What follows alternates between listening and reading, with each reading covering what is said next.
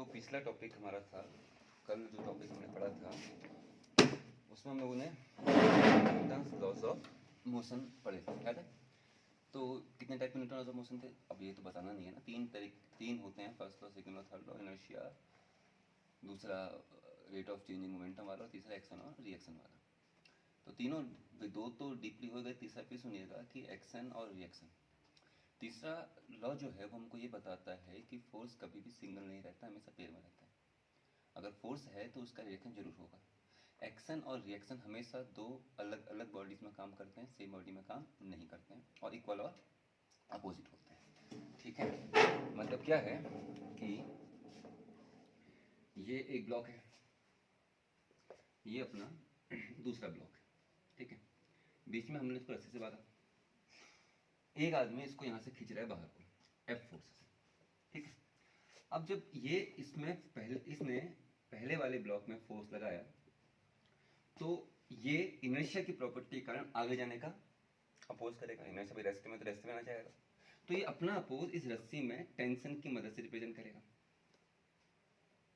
और इसने इसको जो खींचना है वो फोर्स रिप्रेजेंट करेगा ये इस तरीके से। तो एक्शन और रिएक्शन। अब मतलब देखो क्या यहाँ पर ये है, एक लड़का यहाँ पर है और एक लड़का यहाँ पर है, दोनों रस्सी पकड़ी और खींच रहे हैं। तो ए जो है वो बी को अपनी तरफ खींच रहा है। ये कौन सा फोर्स है जो ए ने बी में लगाया, एफ ए बी। और बी ने ए को अपनी तरफ फोर्स लगाया, वो ये है। और जो ये वाला फोर्स है ये किसमें लगा है, ये बी ने लगाया किसमें, ए पर। तो ए किसमें लगा रहा है, बी में, बी किसमें लगा रहा है, ए पर।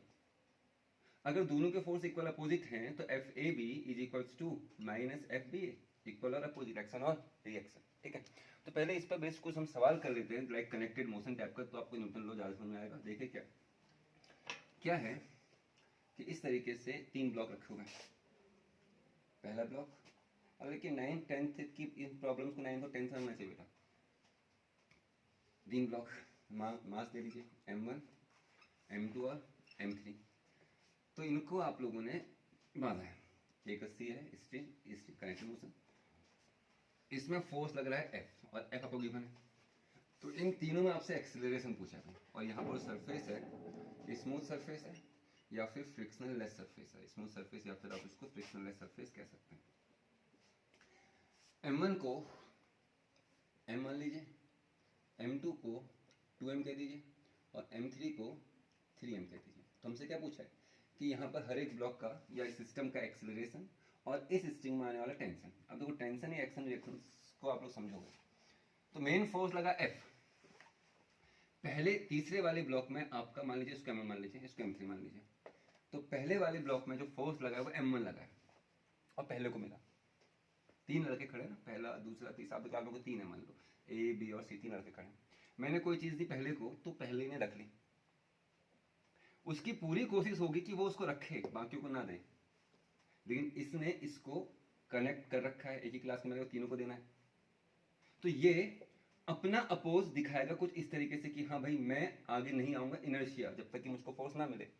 तो इसको जो फोर्स F मिला उसका कुछ पार्ट इसको मिलेगा, क्योंकि इसने अपना हिस्सा मांगा है। जितना इसने अपना हिस्सा मांगा उतना ही इस फोर्स से यहां गया। तो इसको आप T1 कह दी, इसको T1 कह दी, टेंशन। अब इसको T1 मिल गया, इसने क्या किया, पूरा फोर्स अपने पास रखना चाहा ना, इसने मांगा अपोज इनर्शिया के कारण। वैसे ये पूरा का पूरा T1 अपने पास रखना चाहेगा, लेकिन ये जो है वो अपोज करेगा। भाई इनर्शिया ना, अपना बिना फोर्स कोई बॉडी रेस्ट में है तो रेस्ट मोशन आएगी नहीं, फोर्स की रिक्वायरमेंट है। तो ये अपना हिस्सा मांग रहा है, भाई अपोज मांग रहा है ना, पीछे को फोर्स लगा रहा है अपोज T3, तो उतना ही इसने इसमें लगाया, समझ रहे?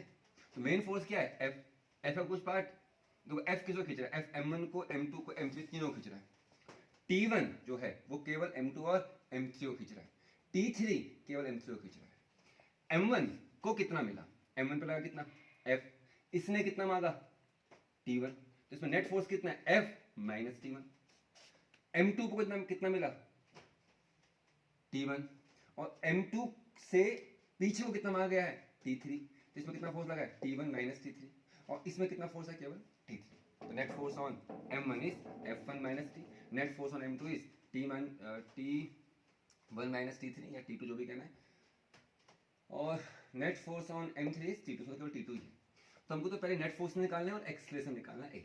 देख कनेक्टेड मोशन है, आपको ट्रेन चल रहा है, कोई ट्रेन चल रही है तो उससे कोई डब्बा हल्के कोई डब्बा फास्ट चलेगा नहीं।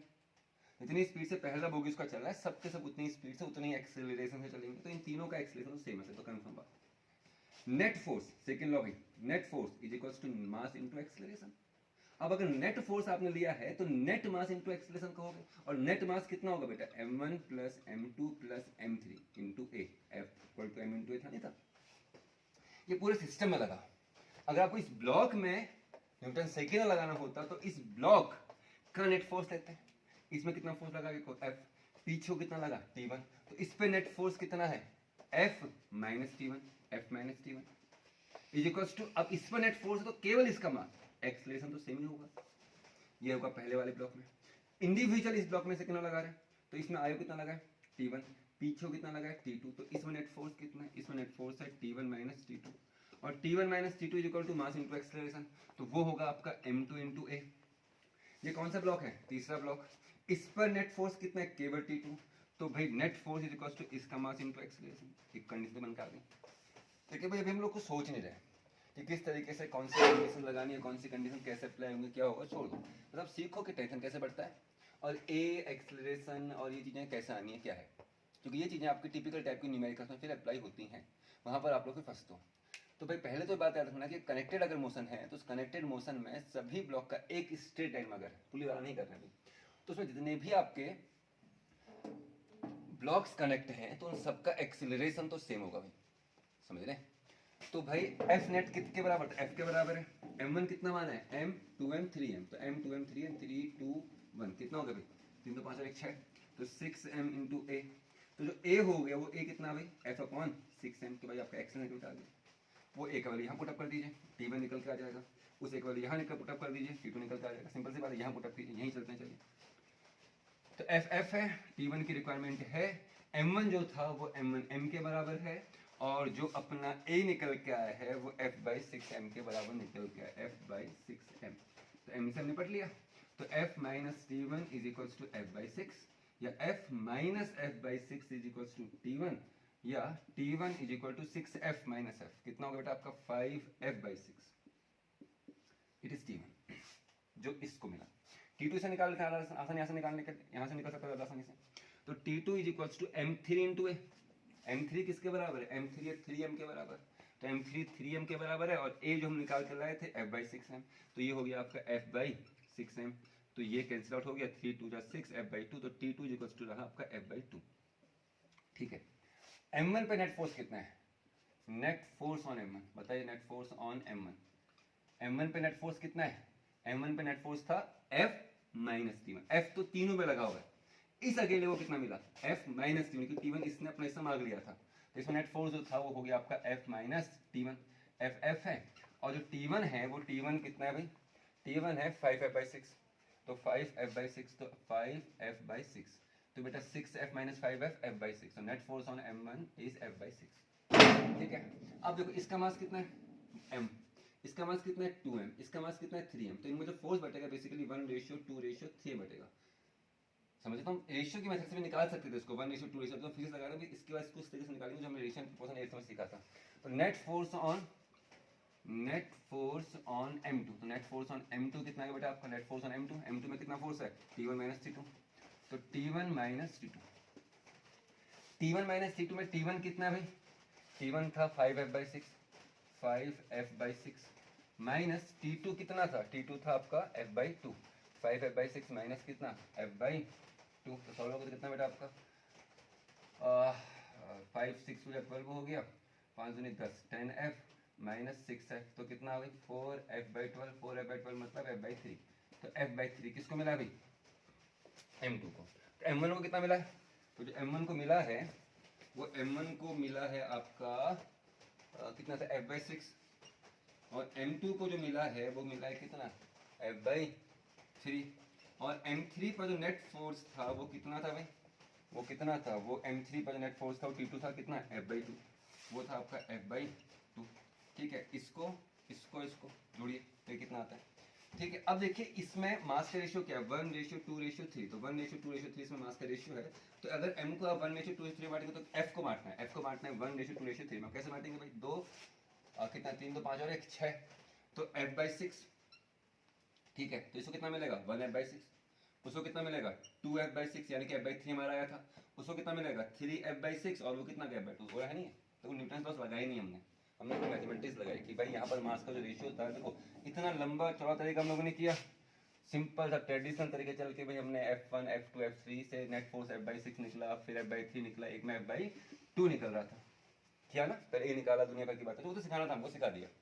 लेकिन अगर कनेक्टेड मोशन है और आपसे उस कनेक्टेड मोशन में इंडिविजुअल ब्लॉक्स में मासेस में फोर्स का वैल्यू पूछा है, तो आप ज्यादा दिमाग खर्च ही नहीं करेंगे ना। आपने कहा था इसका मास जो था m1 था m, m2 था आपका 2m, और m3 था आपका 3m। तो सर आपके मास का जो रेशियो है वो 1:2:3 है, और a सबका सेम है, F = m × a होता है, a सबका सेम है, m का जो रेशियो है वो 1:2:3 है, तो F भी जो है वो 1:2:3 बटेगा। आप रेशियो कैसे निकालते हैं, 1:2, कुछ लोग को 11 सीखे में, पहले इनको जोड़ लीजिए, 3 2 5 और 1 6 जुड़ गए। तो उसमें जो मेन जिसको तोड़ना है डिवाइड दे दीजिए f/6। अब इस f/6 का पहले कितना मिल रहा है 1f/6, दूसरे को 2f/6, तीसरे को 3f/6, सिंपल सा इसमें टूट गया। तो f/6 देखो, पहला फॉर्मूला वैल्यू जो हमारी आई थी वो f/6 ही आई थी। दूसरी क्या है 2f/6, 2 3 या 6, तो कितना f/3। दूसरे को जो मिला तो हमारा भी f/3 आया था, और तीसरा जो आया था f/2 आया था। यहाँ पर तो सर 3f/6 आया, 3 2 6, तो f/2 खत्म हो गया ना। ठीक है, तो कोशिश करेंगे कम से कम टाइम हमारा वेस्ट हो और जल्दी जल्दी हम लोग आंसर निकालें। ठीक है, तो एक हो गया, एक सवाल और करते हैं कनेक्टेड मोशन का।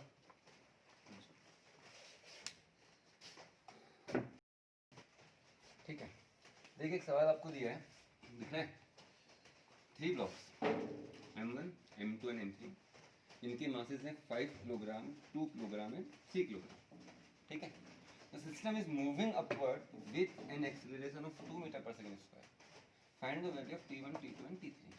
ठीक है, इसको किताब में कैसे किया उस तरीके से हम लोग नहीं करेंगे, ये मैं सवाल उठा लिया प्रदीप का है, तो बड़ा टिपिकल सा था उसका, वो मेरे को पसंद नहीं आया। सुनिए भैया, अब यहाँ पर हम लोग बात करेंगे, तो भाई ये जो कॉन्सेप्ट चलने वाला है बड़ा इंपॉर्टेंट कॉन्सेप्ट है, हर दूसरे सवाल में उठाया जाएगा। ठीक है, तो क्या है कि एक होता है स्यूडो फोर्स। क्या होता है स्यूडो फोर्स। अब स्यूडो फोर्स है सर, आभासी बल है, स्यूडो है, इमेजिनरी, तो क्यों यूज करेंगे, करते हैं। आप कैसे करते हैं भाई, एक इसको समझने के लिए पहले एग्जांपल देख लेते हैं बेटा। इस तरीके से मान लीजिए कि एक ये ट्रक है, जैसे ही बन गया, तो ये truck a metre per second square से आगे को जा रहा है। ठीक है, ये ट्रक है, ट्रक में यहाँ पर ड्राइवर जो भी है। अब इस ट्रक के पीछे एक ब्लॉक रखा है, इस ट्रक में एक ब्लॉक रखा है। अब खुद बताइए, जो ट्रक में ब्लॉक रखा है, तो ट्रक के रिस्पेक्ट में ब्लॉक कहाँ को जाएगा, फ्रिक्शन नाम की कोई चीज है नहीं। तुमने कहा सर ट्रक आगे को जाएगा तो ब्लॉक भी आगे को जाएगा, वो तो हम कहेंगे ना कि ब्लॉक आगे को ट्रक के साथ जा रहा है।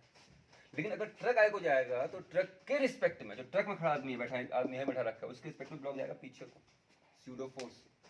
सर कैसे, अरे एक्शन रिएक्शन, एक्शन रिएक्शन। अब हो क्या रहा है देखो, एक्शन रिएक्शन का मतलब क्या है कि बस में बैठो हो गए, अगर बस अचानक से आगे को जाती है, कहाँ को आते हो, पीछे को आए हो, आपको लगा है ना। बाहर वाले से पूछोगे क्या आगे गए, एक्चुअल जो चीजें देखी जाती हैं वो बाहर वाले के रिस्पेक्ट देखी जाती है, तो बाहर वाले के रिस्पेक्ट में आप पे कोई फोर्स नहीं है, लेकिन आप पे है, आपको महसूस हुआ, हाँ, तो इट इज स्यूडो, इमेजिनरी है।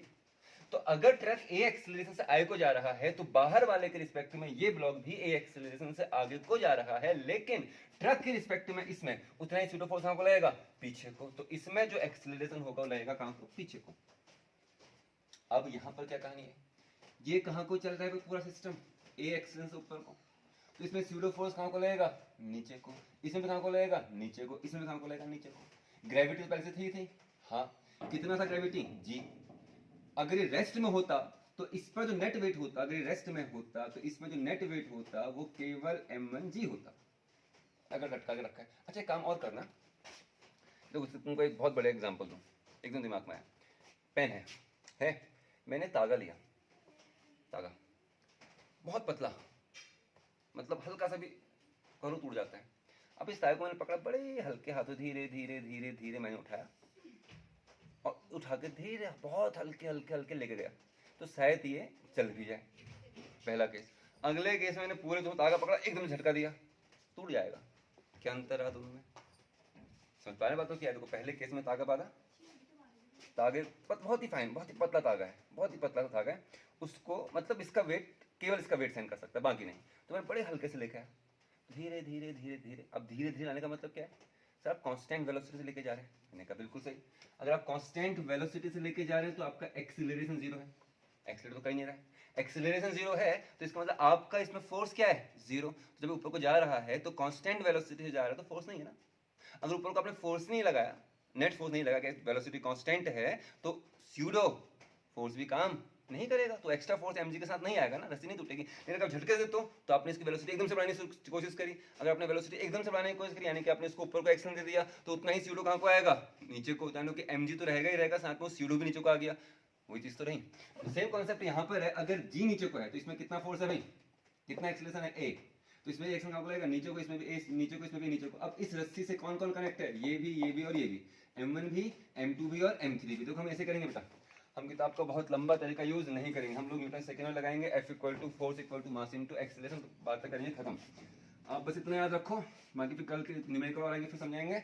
अगर कोई बॉडी ईस्ट को चल रही है किसी एक्सीलरेशन से और उस बॉडी के अंदर कुछ बॉडीज और हैं, तो उसके अंदर जो बॉडीज हैं, तो उसके अंदर जो बॉडीज हैं उसमें उतना ही एक्सीलरेशन कहाँ को लगेगा? उनके एक्जैक्टली अपोजिट, स्यूडो उसको हम लोग कहेंगे, लेकिन न्यूमेरिकल में उसका यूज किया जाएगा। तो ये ए एक्सीलरेशन ऊपर को जा रहा है तो स्यूडो लगा नीचे को, तो इससे कितने लोग कनेक्ट है? 3, 1 2 एंड 3, इससे 3 लोग कनेक्ट है ना इस रस्सी से। तो इसमें नेट मास कौन होगा? M1 plus M2 plus M3। तो नेट फोर्स क्या होता है बेटा आपका? और नेट फोर्स किसको मान रखा है? T1 को। तो net force equal to mass into acceleration. Mass कितना है? M1 plus M2 plus M3 into acceleration, mass into acceleration. Zero था ही नीचे को, ग्रेविटी तो काम करेगी।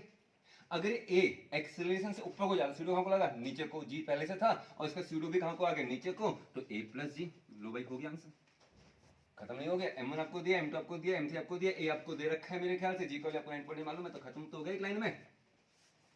अच्छा अब T2 निकालते हैं। T2 से कौन कौन कनेक्ट है सर? M2 और M3।